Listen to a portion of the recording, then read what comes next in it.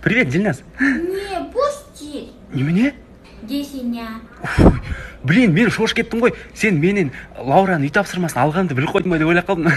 Не? Жай ештеңе. Все, пока. Барым YouTube қосып берші дейді. Сот. Давай мен саған домашний телефонмен звонайын, сосын екеуміз түні бойы сөйлесеміз. Убай, еще агентпен сөйлесек десеш? Агент деген немене ол?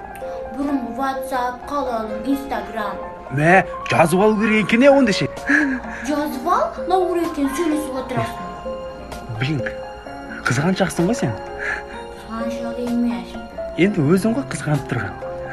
Фу, жоқ. Қызғаншақ. Ұнатып ем жалғыз сені, мөлдір қара көзіңді. Ұнатып ем жанға бермес, сұлу нәзік сезімді.